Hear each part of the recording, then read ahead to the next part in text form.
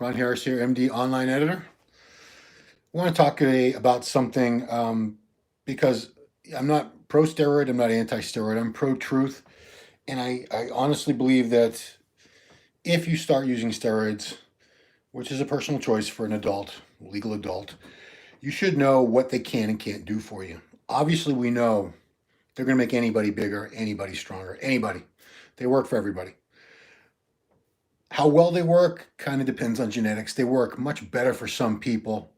And this is factoring out, this is assuming you're doing everything right. You're eating properly, eating nutritious protein, carbs, healthy fats, eating every 2 to 3 hours, 5, 6 meals a day or more, training hard, training properly. Some people do respond much better than others, but I wanted to get into what the genetic aspects of physiques are.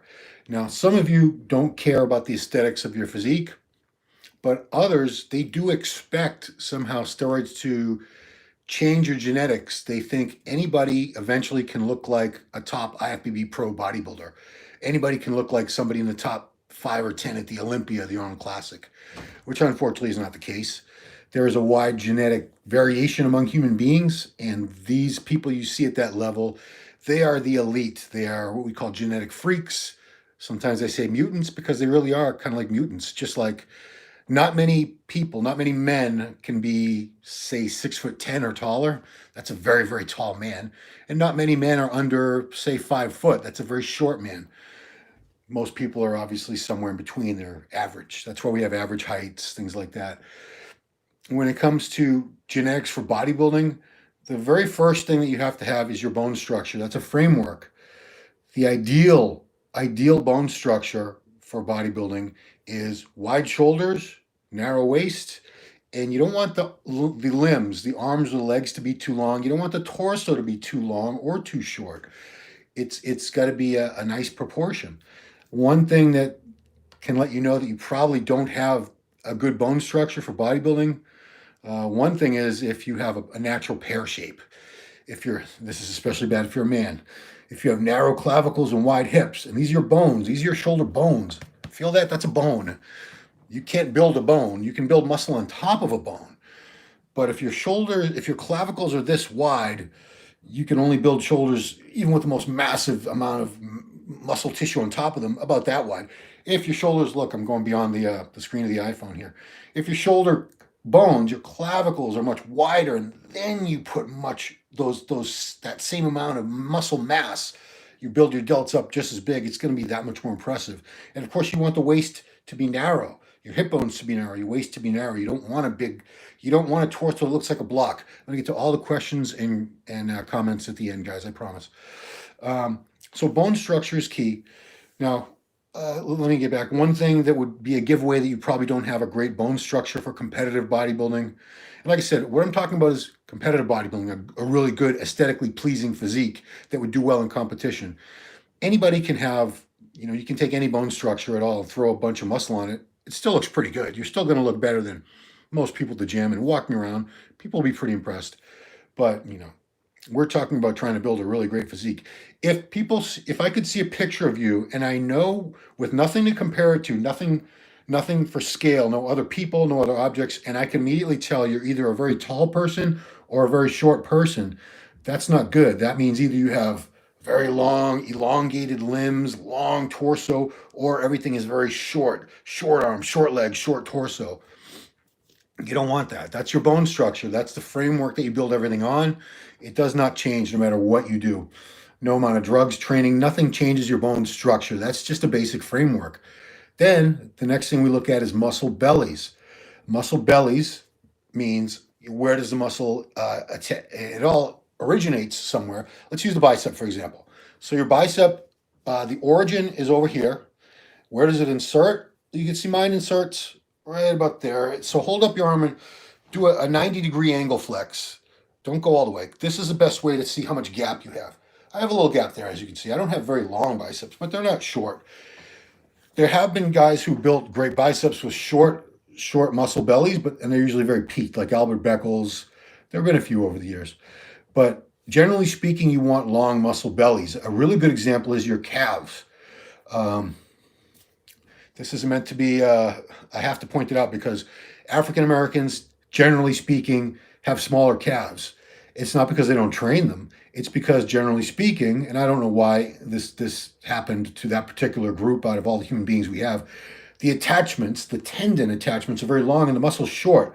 So somebody with a very long calf, one that attaches way down by the ankle, someone like a Flex Lewis, the late Mike Matarazzo, Dorian Yates, Eric Fankhauser, Ben Pekulski, these people with crazy big calves, the calves are that way because they have so much muscle tissue to work with. It inserts all the way down, almost to the ankle on some of these guys. Whereas if you have a calf that inserts very low, maybe a couple inches under the knee in the back of your leg, it's not a lot of muscle to work with. Even if you build up that much muscle, it's going to be a little ball of a calf with it's going to look like a long ankle. That's all bone. You can't build muscle where there's no muscle tissue and where the insertion is. So you want long muscle bellies. Shape of the muscle also plays a role. Going back to biceps, some people have full biceps, kind of like a football, like Sergio Oliva, the 3-time Mr. Olympia.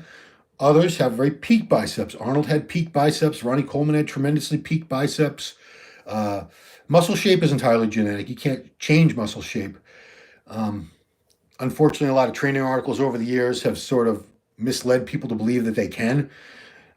They were saying preacher curls can fill in that gap. If you have that gap there, that's a tendon. You can't build anything there. That's it. You can build the bicep up, as big as possible. But anywhere you see a gap, whether it's below the calf, between the bicep and the elbow, the tricep and the elbow, you can't build muscle there. So you need to have ideal bone structure, ideal muscle insertions, really good shape. If you have all those things, what can drugs do for you? They'll definitely make you a bigger, better version of whatever you would have been naturally. Generally speaking, people who are excellent natural bodybuilders, or they were excellent before they started using drugs, in terms of shape and structure and the way everything looked, they become really good bodybuilders in the non-tested shows once they get on drugs. But when somebody has terrible structure, like really narrow clavicles, really wide hips, really short muscle bellies and long insertions, all the drugs in the world aren't going to make them have a really good physique. You can't force a good physique, even with all the training in the world. I shouldn't say argue, but I point this out to some once in a while. There are some people with awesome genetics out there who don't realize that they've been gifted, that they were lucky. They just think they work harder than everyone else to eat. They eat better. But, sometimes I have to tell them, for everyone that does what you do and looks like you, for everyone who looks like you, there's probably another 100 guys out there, maybe 1,000 guys, I don't know, who do everything you do in terms of they train just as hard, they eat just as well, same drugs, but they don't look like you because of your genetics. So it's luck of the draw. Let me get some of your questions out. I see there's been a few coming down. I do enjoy doing these lives because it's top chat. Here we go. Let's go to the chat, guys. Viña Marino Libre. Hi, Ron. Greetings from Chile. Very wise words. Millennial fitness influencers. Forget these details. You know who has really propagated the myth over the years that drugs can give you a great physique, a great, impressive, visually, aesthetically pleasing physique, is drug dealers. Well, obviously, they have a hidden agenda. It's not very hidden. They want you to buy more drugs. So they will push that idea on you that you can look just like the guys in the Arnold, the Olympia, the guys on I was going to say cover the magazines. MD is the last print magazine, but you get the idea. You have to be genetically gifted to look like that. Matt Muscle, tell these guys the truth, Ron. I'm trying. Vera Craig, would you suggest running bulking cycle? Drug questions, guys. I do a weekly show on this channel called Ask Dr. Testosterone with Dr. George Touliatos. Please go to the most recent video if you have any drug questions at all. He's very happy to answer them. We do it every week. Leave them there. I'm not a steroid expert. I don't pretend to be. I have no medical training, so I don't give out this advice. I'm not qualified. Just because I use drugs doesn't mean I can tell you guys how to use them safely or effectively. Michaelis Halkusis, Greek, I'm guessing. Ron, would you suggest someone who's looking to start his first cycle go for SARMs or straight on test? Okay, I said I wasn't going to answer drug questions, but I would say if I had to choose between the two, test. Test has a very, very long track record of people using it for 60 years now, something like that. We know what test does. We know what it doesn't do. We know the dangers of it, this and that. SARMs are so new. We don't know the long-term effects of SARMs. And, I know it's attractive because they're not steroids. So you're thinking, well, I'm not using steroids. I'm using this. But they're still a drug. They have not been perfected. Believe me, if they had been perfected and made safe, big pharma, they would be all over that, patent it, and they'd be selling it to you at exorbitant prices with a prescription. They wouldn't let something like that go if there was money to be made. Trust me, big pharma, they don't miss out on opportunities like that. Why so much? Do you compete at pro level? Why so much? What? Why do I use drugs? I've competed. No, I'm not a pro. I'm really not sure what you mean by that. Did I even say how much I was using? I don't think I did. I use what I feel comfortable with to have a certain look. I use much, much less at some times of the year and more at other times, but it's not about me, guys. Stefan Milankov. Привет, my comrade. Very, very important factor for genetics is how we respond to hormones, how we can survive without severe health problems after prolonged hormone abuse. So, yeah, that's a good point. I've been fortunate, I should say, as far as the prolonged health problems, because I started steroids when I was 27 years old in late 1996. Here we are. So we just passed 2020. That is, hold on, I got to do some math now. 96, 2000, 24 years of steroid use. I get blood work done all the time. I get heart scans. I'm seeing my cardiologist again next Monday. I see him twice a year. We do ultrasounds on my heart. I get calcium scores done. I've been very, very fortunate that I haven't had much long-term damage at all. I have a little calcium. I take a statin now, a very low dose of a statin, very low dose, because some of you guys are going to tell me statins suck. So that's one component that's very important, and you'll see that with all kinds of recreational drugs. Some people can abuse alcohol and drugs for many, many years and not have crazy health problems. Other people will have, cirrhosis of the liver and all kinds of problems. It's luck of the draw. Genetic response to hormones, to drugs, to different drugs, steroids, and so on. Very much a genetic thing. Some people just respond way, way better. I'm sure there's a medical reason why or scientific reason why. I don't know it, but some people just respond. You can put two guys on the same exact cycle. They have very similar genetics. They can train together, eat all the same meals, and one of them will become much bigger than the other. Why? I don't know. But I've seen it so many times that I know it's true. Sai Baba, appreciate the information. Thank you. Georgia.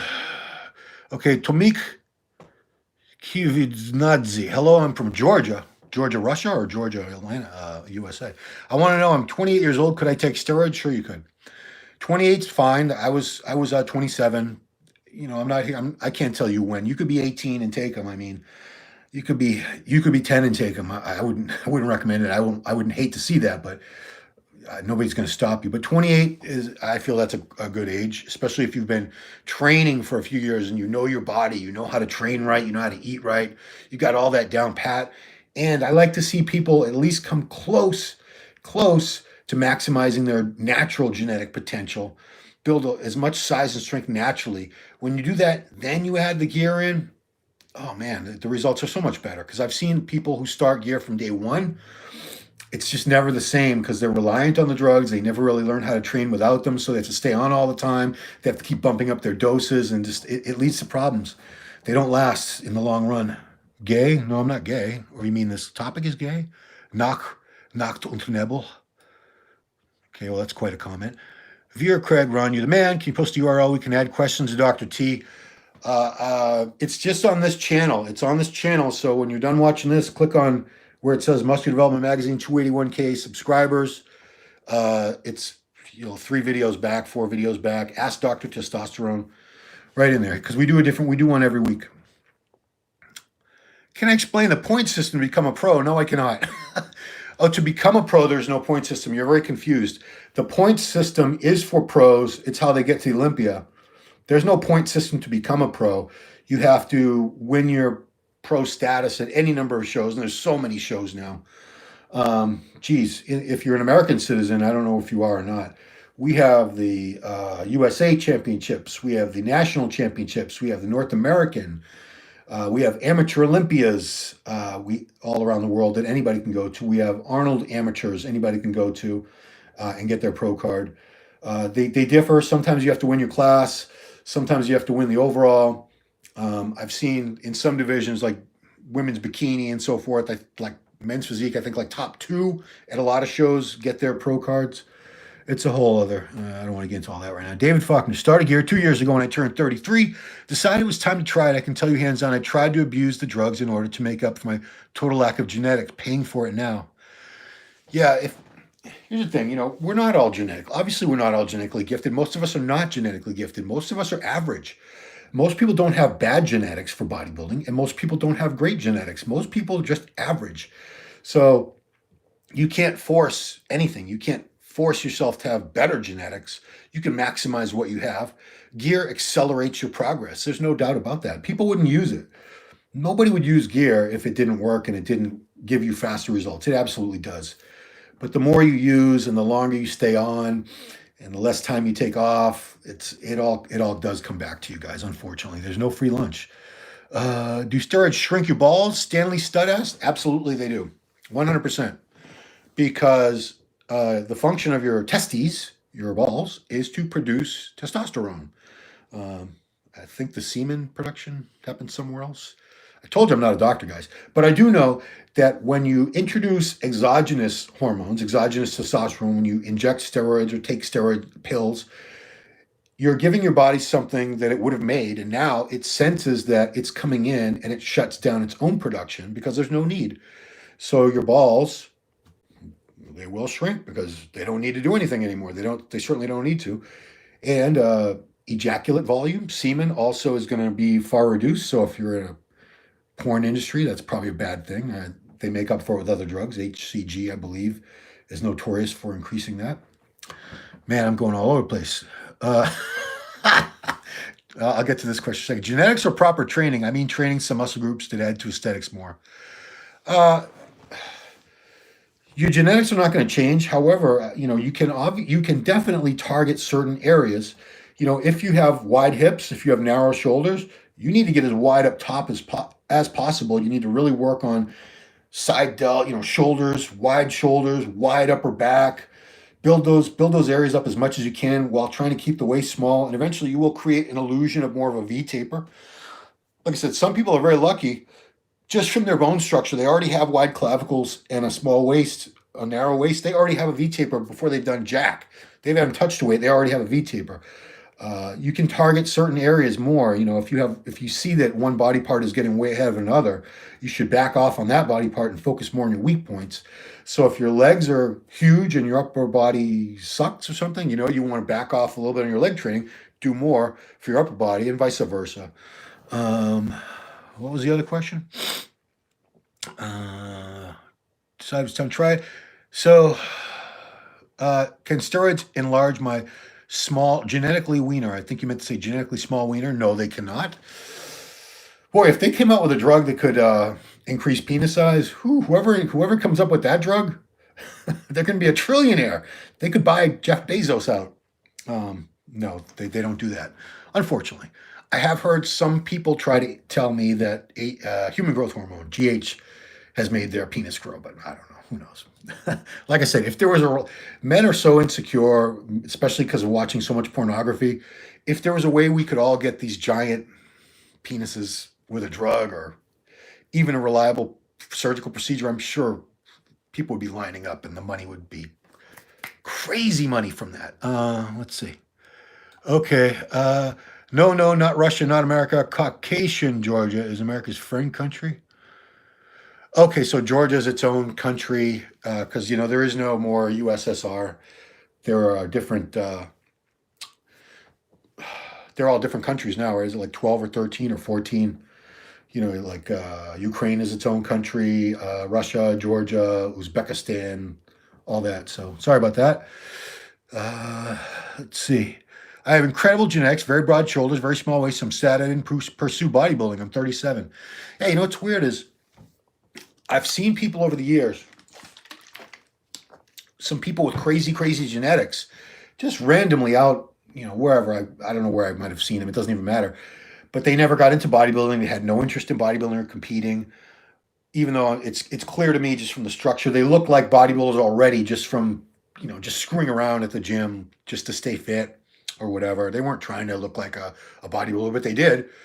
Those are the people with the great genetics. And then there's the rest of us. I'd say 95% of the people who really put all their energy into bodybuilding don't have great genetics for bodybuilding. Maybe let's say 90. I don't know.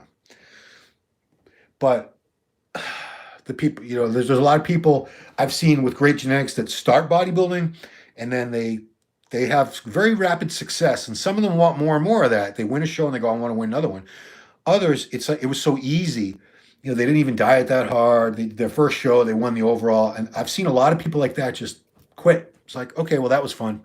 I'm good. And they never do it again. I know you can't make people do it. People do what they want to do in life. How much you charge for contest prep, sir? Suriname. I don't do much of that. I do it occasionally for people I know or something, but I don't have a lot of time to do that. But thank you. Kevin Ghosh, Ron, have you taken Hot Stuff supplement when it first came out in the 90s? Yeah. Hot Stuff was a weird supplement. It was, we called it a kitchen sink supplement. Why? Because it had like every other supplement that was on the market packed into like one weird orange powder.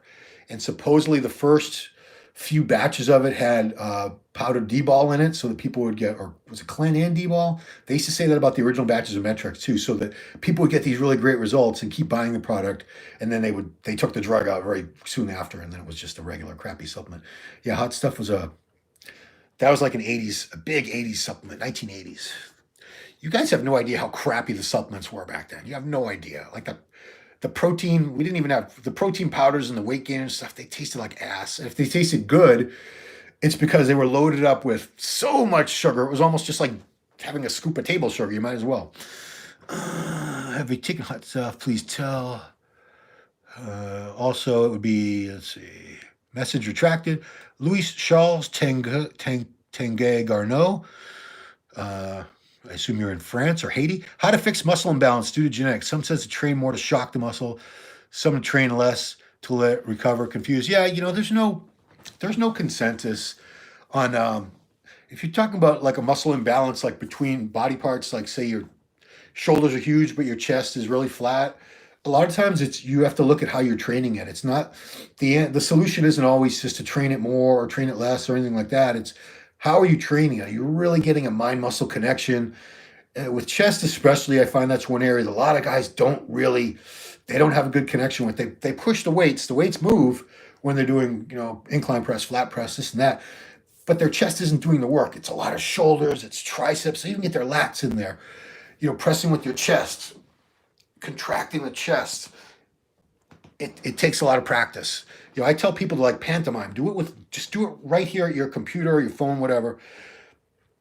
Try to mimic, pantomime a bench press and contract your chest, your pecs as forcefully as possible. You have to do things like that to get that mind-muscle connection. It's a lot of people think they're doing everything right, but that's probably the most important thing for bodybuilding because we're working muscles, we're training muscles, we're not just lifting weights. Anybody that goes to the gym is lifting weights, but they're not building the muscle. They're building some muscle, but they would build a lot more if they really knew how to really squeeze that contraction, feel the stretch on the way down. Every rep should be a contraction and a stretch of the muscle. But yeah, I'm sorry there's no more definitive answer. I'll do another show on that because that's a good question. Thanks, Ron. Message retracted. Why do professionals lie about their doses? I would say because they don't want to be judged harshly. Some of them, I think, are doing it out of egalitarian. They don't want to hurt people, meaning if they say they're using 5 grams of gear a week, they don't want someone else out there seeing that and thinking, okay, well, if I want to look like him, I better take 5 grams too. So they're inadvertently, some of them are doing it out of consideration for your health, believe it or not. Some of them are straight up lying because they want to look like they're achieving more with less. Fake natties are a perfect example. There's a ton of these fake natties out there. Geez, there weren't that many of them before Instagram. I mean, there was a good amount, but let me tell you, Instagram and YouTube and all that, fake natties, the amount of fake natties has gone through the roof because tons and tons of guys and girls out there are on drugs, steroids, clenbuterol, growth hormone, whatever, peptides, freaking SARMs, whatever. They're on all these different things, but they say they're drug free. They say they're natural because you'll be a lot more impressed with them. You'll be a lot more apt to buy whatever it is they're selling, whether it's a workout program, a meal program, a supplement that they sell, or that they're sponsored by. So they will lie to you and say that they're drug free when they're not. But why do pros lie about their doses? The ones that lie about it, most of them won't even tell you because it's none of your business, really. I mean, I know you want to know, but it's none of your business. Like how many times they have sex a week or whatever. Is that your business? Is that my business to ask you, or is it my business to ask you if you smoke pot or drink whatever? You can tell me if you want, but you don't have to tell me. It's your business.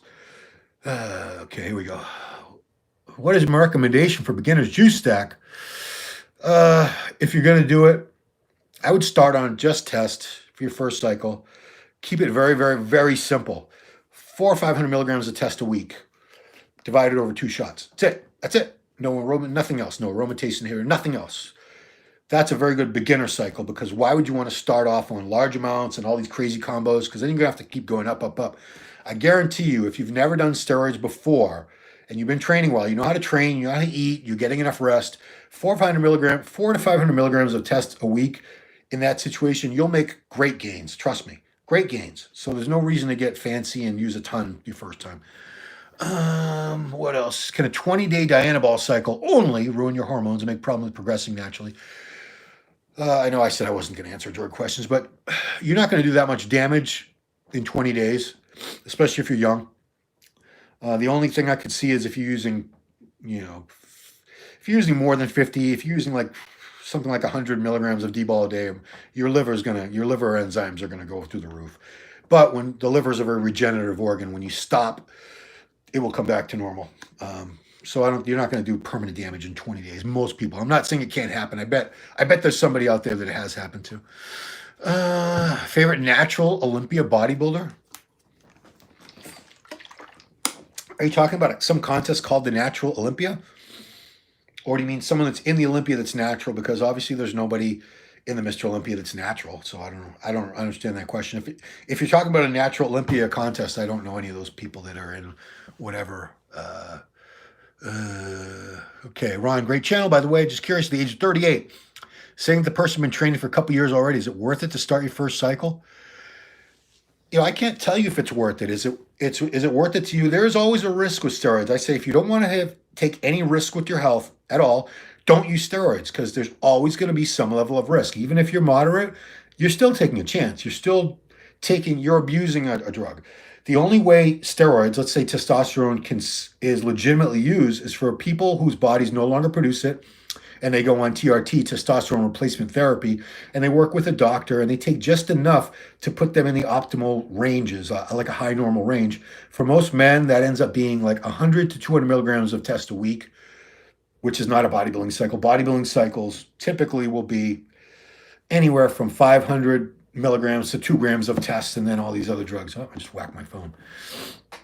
But yeah, is it worth it? You'll make gains. You'll definitely get a lot bigger and stronger. Is it worth it to you to risk your health? I would say if you're going to do it, do plenty of research. Work with the doctor so your blood level, your blood work, everything, get your heart checked. Make sure you're healthy. Don't overdo it. Keep your doses moderate. Take time off. But yeah, is it worth it? I can't answer that. It's going to be a different question for everybody. Let's see.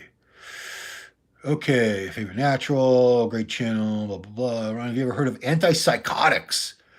I have no knowledge of antipsychotic medication, and if they interfere with muscle building, I'm sorry. No idea. Good Vito is an example of insane genetic gift. I don't know who that is, but I believe you. Tim Long, can a good drug-free bodybuilder respond poorly to pharmaceutical supplementation? Yeah, anybody. It doesn't matter how. That's a totally different area, is the way your body responds, and you don't know until you use them. I've seen some people start steroids and they make these crazy gains, and they keep making crazy gains for a while. Most people just make moderate gains, average gains. Some people make great gains, and some people make very little gains. They get mostly, years ago in Pasadena at the gym I went to, I vividly remember one guy, He was on so much crap. I don't even remember his name. I just remember what he looked like. He had lost his hair. He had horrible acne. I guess he was in his 30s at that point. To me, he was an older guy because I was in my 20s, but he was probably only in his 30s. He competed and everything, but he was horrible, horrible. He had skinny arms, skinny legs, a big gut, just terrible shit genetics to begin with. And then he didn't have a lot of muscle. He just had a lot of side effects. And I know he was blasting. He was always like off season. He was always like puffy, red, shiny face, sweating all the time, breathing heavy. I bet he's not even alive anymore, that guy, because he would have been like 10 years older than me, unless he cleaned up. But yeah, you never know how you're going to respond. Some people respond much better than others, and there's no way to predict that. Your physical genetics, really, it's an entirely different category. Has nothing to do with it. I wish I had a better answer for you, because I don't know the scientific reason as to why some people respond so much better to steroids than others, but they do. I don't know why. And some people respond terribly. But like I said, most people are in the middle. Most people were just average. Hard work, love the content. Thank you, Sean. Sean Chavarella. Alex Medrano, what did I think? What did I think of the Olympia commentary? Rich Gaspari not knowing names was so disrespectful. I was at the show, so I didn't watch the live stream, the pay-per-view. It's a lot of competitors. And yeah, he's running a company. I don't know why he didn't know the people's names, but yeah. Derek Lunsford is also a specimen. Every top pro is a specimen. Anybody that's in, let's say, the top 10 at the Arnold Classic and the Olympia level, anybody in any division, they're all genetic freaks. They would not be there if they weren't. It doesn't matter how hard they worked. If they didn't have the right genetics, they wouldn't get there. It wouldn't happen. Like I said, they say genetics beats hard work. Only if the genetics doesn't work hard. If the people with good genetics work hard, know what they're doing, and if they have good coaches and everything, you're not beating those people. No, no, no. Let's see. Derek Lunsford also. Do I think veterinary EQ is better than UGL Labs? I would tend to trust it because it's made by an actual pharmacy. The problem with veterinary EQ. Sorry, he's talking about equipoise, boldenone. The problem with the veterinary versions in the past, I don't know, I haven't looked into it in many years, but when I first started using steroids, I was getting veterinary Deca, and it was 50 milligrams per milliliter. So to get just 200 milligrams a week, I need 4 milliliters of oil. That's, a regular syringe is only 3 cc's. So that wasn't, it's underdosed because these are meant for animals, big animals, cattle, cows, horses, big pigs. Equipoise is made for horses. So a horse doesn't matter. It doesn't mind if you put 10 cc's of an oil into it. It doesn't matter because it's a fucking horse. But a human, 10 cc's of oil. Oof. Let's see. Andrea Shaw, Ms. Olympia. Andrea Shaw was just on MD Global Muscle. Not the one that just came out yesterday, which was season 4, episode. I already went past it. Episode 3. Last week, MD Global Muscle, Andrea Shaw, Ms. Olympia, she was on the show. Giles Tiger Thomas, did a great interview with her, so please check that out. Let's see. Sean Chavarella again. Ron, do I know which online shop has legitimate proviron? No, even if I did, I wouldn't tell you, but I honestly don't know. I would never sit here and give out sources. I don't have any for online anyway. I don't like ordering online. I don't like, maybe domestic would be okay, but ordering internationally like people used to do back in the day, it's a very risky proposition these days. Next question. Michaelis Halkusis. Ron, do I think taking tests will also have mental benefits instead of just gains? Yeah, I mean, absolutely it will. Steroids don't just work on your body. They do work on your mind too. You tend to have more energy, more mental clarity. We're not talking about like excess doses and roid rage, but generally speaking, especially if anyone who's had to go on TRT because they had low test, they will always report that they feel so much better. They just have a sense of well-being. They feel more confident, more positive. You definitely feel better mentally on steroids. I mean, there's people that use them that you wouldn't even suspect, like traders on Wall Street, people like that. They use low doses of steroids, things like test. Probably they use like modafinil and other things too, but I'm saying, yeah, definitely they have a mental effect for sure. And he says, oh, thanks, Ron. The reason I asked is a friend told me every champion drug-free bodybuilder would be a top IFBB pro open and vice versa. To an extent, that's true because they would have the same, they would have the right genetics for it. But like I said, drug response is it's not equal across the board. Some people would respond very well to the steroids and they would be great IFBB pros. I'm talking about some natural champions. Some of them wouldn't see very good results. But generally speaking, if somebody has the right bone structure, muscle bellies, all that in place anyway, and they're drug free, then they take steroids, they're going to be a good non-tested bodybuilder. I don't want to say drug bodybuilder. That sounds terrible. I don't know if they'd be a top IFBB pro. There's not many top IFBB pros. Just because you're able to turn pro, there's a lot of people with pro cards who don't do jack as pros. It's very competitive. It's like starting all over again. It's a whole other level. It's like the amateur level, you get the very best amateurs, and many of them go on to the pros. Now you have all these pros. Only a certain small percentage of them are going to rise to the top. The ones with the best genetics, the ones that work the hardest, the ones that have great coaches and are coachable. But yeah, generally, if you're a shitty natural bodybuilder, you're not going to be a great bodybuilder on drugs because you're a shitty natural bodybuilder probably because you don't have the right genetics. Let's see. Around the reason I asked, friend told me you were champion. Is Blechman coming to Dr. T episode? Says Cave Marje. Yes, Steve Blechman is going to be our guest on episode 100. When's that coming up? 3 weeks away? Something like that. We'll let everybody know. Jan Butterfly, girl. So you're a girl? Okay. Sorry, but the water swallowing sound is annoying. Not meant to offend you. Well, I get thirsty. I'm sorry. I drink so much water. I drink probably 2.5 gallons a day, something like that. So if I'm talking a lot, I get dry mouth and it's uncomfortable. Sorry. What's my take on artificial sweeteners? They're probably not the best thing for you. I tend to use them if I'm out, like if I'm at a restaurant in my coffee or something. But yeah, I don't have a real take on it. I'm sorry. I don't know much about them, but I doubt they're good for you. Who says water? Haha, it's amino and proteins. No, it's water. Hey, Ron, who do I think will win Mr. O this year? Boris pissing on something. Yeah, I piss. I can go if I haven't had a lot of water to drink, I can go like 2 hours, but normally I need to urinate about every 40 minutes because I'm drinking all the time. It's filtering through. Yeah, it's annoying. I know. Olympia this year, probably Big Ramy again.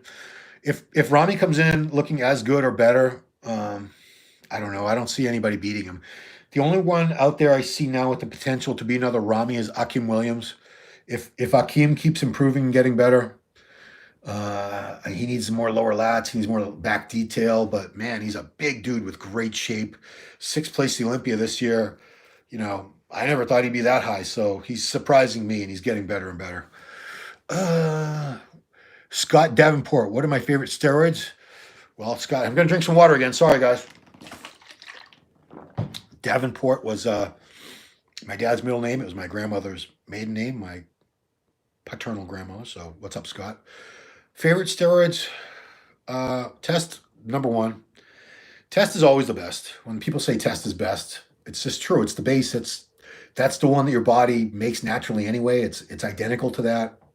Test number one. I don't have a preference. They're all an anthate, propionates. You gotta inject all the damn time.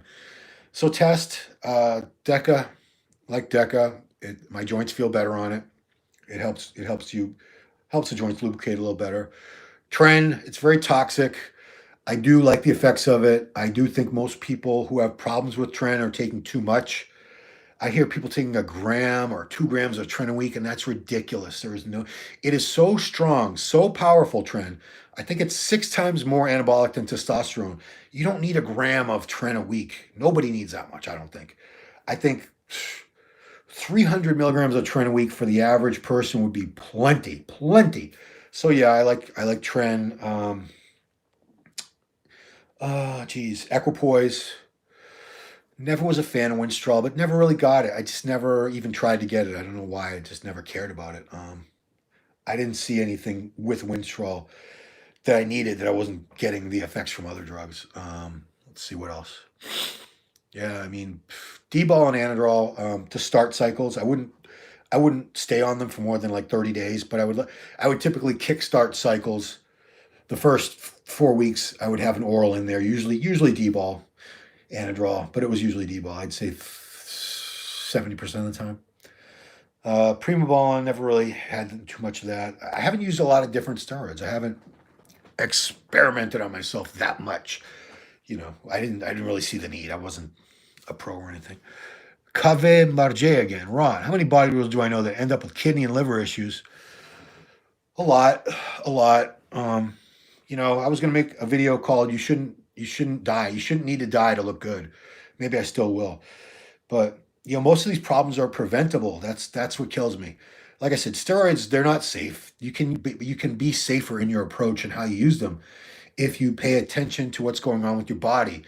If you just take large amounts and you don't see a doctor and you don't know what's going on in your body, and you're just praying, hoping for the best, hope everything's going to be okay. Good luck, dude. Good luck, or dudette.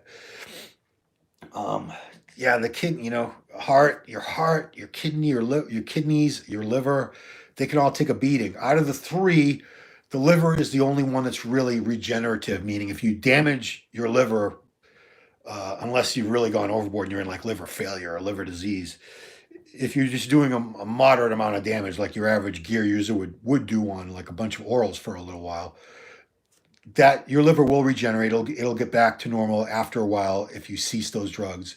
But your heart, once you've done the damage to your heart, irreversible. If the arteries get all clogged up, that's irreversible. Kidneys, if you damage your kidneys enough, as unfortunately like Boston Lloyd did, if you do enough damage to your kidneys, the only hope for you is you're gonna have to be on dialysis machine, which is like 6 hours or more a day, where you're hooked up to this machine filtering out your kidneys for you, or filtering your blood, or you need a transplant. Who the hell wants that? So how many bodybuilders do I know? I've known a lot of bodybuilders with health problems, and most of the problems could have been prevented.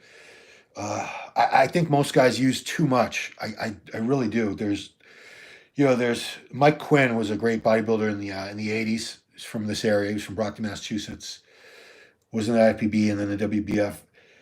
He phrased it in a way. He said, you could have you can fill up a glass with water and it's full. You can keep pouring water, but it's just going to keep pouring out and get wasted all over the table or the floor. And in terms of steroids, that excess, it doesn't just go into space. It's going to give you more side effects. It's probably going to give you more health problems. So I honestly believe most guys today use more than they need to, I think a big part of it is because there's this widespread belief. It's probably true that most of this underground stuff, a lot of it's underdosed.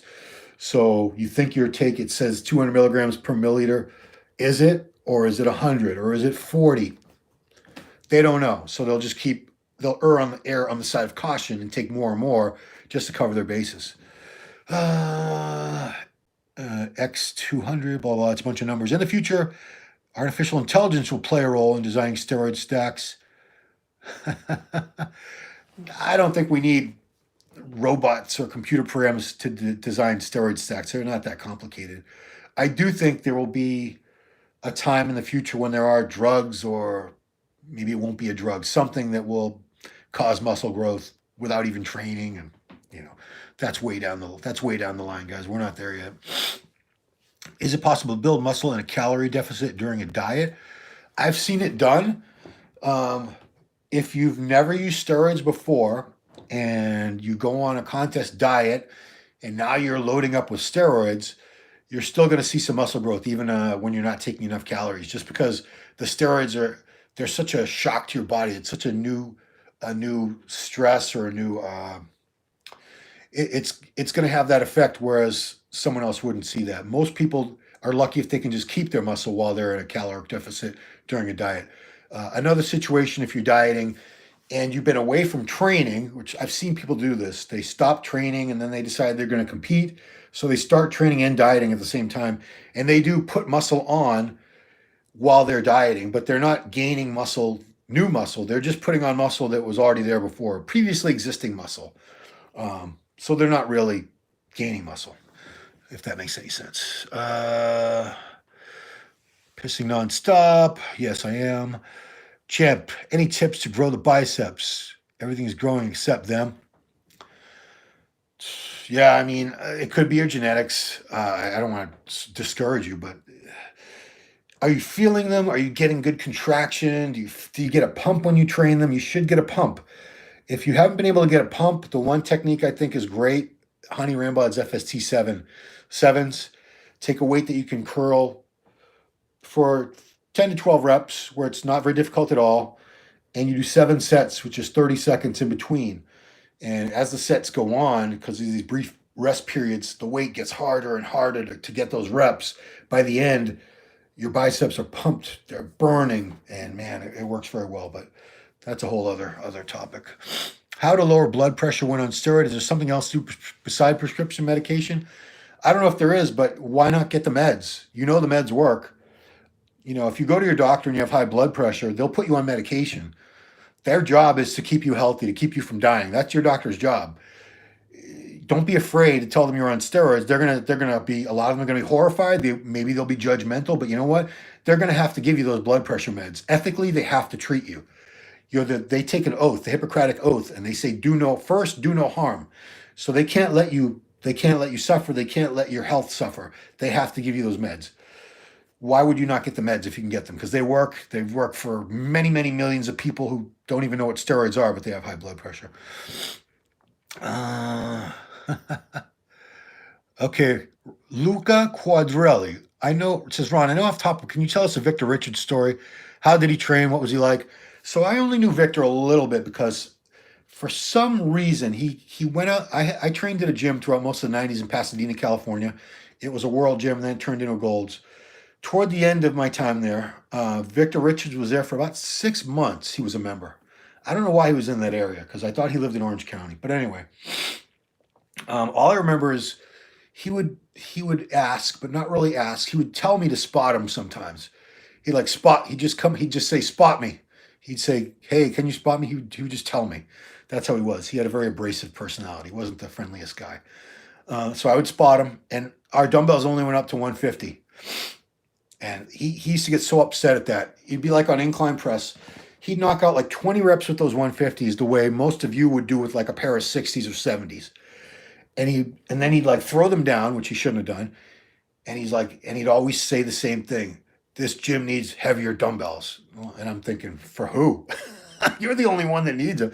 There was some big dudes, strong dudes there, but 150-pound dumbbells, for most people, that's enough. I know now everyone's in, the big thing is these stunt lifting videos where you're doing the 180s or whatever. But trust me, 150s in proper form, for most people, plenty. I wish I had more Victor Richards stories. That's the only one. That's the only interaction I ever really had with him in the gym was he would tell me to spot him, and I'd be like, all right. He would do that with other people, but for some reason, I don't know why he picked me all the time. Maybe because I was always in that general area around the dumbbells. Thoughts on test boosters when having low T naturally? If you have low T naturally, get on some tests. Go to a doctor and get it prescribed. Don't waste your time with all the test boosters. If you legitimately have low testosterone, you have a medical need for testosterone supplementation, not a supplement, not a test booster, actual testosterone. Go to your doctor, get your blood work done. If your doctor doesn't want to help you, go to another doctor. Or there are longevity clinics, there's TRT clinics. A lot of them are in Florida. Jeez, I just had a business card in front of me. Where the hell did it go? Sorry, guys. I'm all over the place today. But yeah, oh, here it is. Yeah. Tomo Marjanovic, buddy in Florida. There's Titan Medical, and then there's Aspire Rejuvenation. I don't have any deal with them, unfortunately. Hit me up, Tomo, and let's talk. But these places, they specialize in that for people that have legitimate need for it. So if you need it, go get it. Just like, like I said, these doctors work for you. Don't let doctors think that they're the boss. You're the boss. You can take your business elsewhere. There's plenty of doctors. So don't let them, don't be intimidated. Don't be afraid to be treated for things you need to be treated for. What else? How much does it cost to pay for steroids per month? How often do you cycle? Well, I'm always on 400 milligrams of test a week. And then at other times of the year, if I want to look good for the summer or whatever, You're going to judge me if I say any more. You're going to judge me anyway. I'll use more. But how much does it pay? How much does it cost for steroids? Steroids aren't that expensive. If your dosage is moderate, if you're staying like a gram or less total a week, you know, say you're doing like 500 milligrams of test and 500 milligrams of EQ or something a week. I'm just throwing numbers out there. If you're doing a cycle like that, you figure a bottle's going to run you anywhere. The prices range all over the place, but generally speaking, a 10 milliliter bottle of those, anywhere from $50 to $120. You shouldn't be going through more than a couple bottles a month. You shouldn't be spending more than a couple $100 a month on steroids if you're being moderate about it. Growth hormone, super expensive. Pharmaceutical growth hormone, oof. These people that are spending, you know, 30, 40, 50,000 or more a year on drugs, it's the growth hormone. IGF-1, which I've never used, even more expensive than growth hormone. Crazy, crazy expensive. Let's see. Best advice to keep when going off cycle. So I assume you mean how to keep your muscle when you go off cycle. I would say keep training hard, cut the volume back, get plenty of rest, get more rest. Your eating should be on point. Don't eat a bunch of junk food. Eat very, very nutritionally dense foods, good, clean food, you know, chicken, fish, turkey, eggs, lean beef, potatoes, sweet potatoes, rice, oatmeal, fruits, vegetables. Eat clean, train hard, get plenty of rest. If you're feeling tired, you know, you need an off day, take an off day from training because you don't recover as well. You don't recover as well when you're not on steroids between cycles. So you have to respect that. Give your body a little more time to recover. Great advice as always. All right, guys, that's it. I'm going to wrap it up. Geez, I've been talking for almost an hour. You've had to see me drink water how many times now? I'm sorry, guys. Thank you so much. Appreciate you guys watching. If you like the content, please like it, share it, subscribe to the channel and all that. I'll do another one of these sometime. Appreciate you guys watching, though. Have a great day.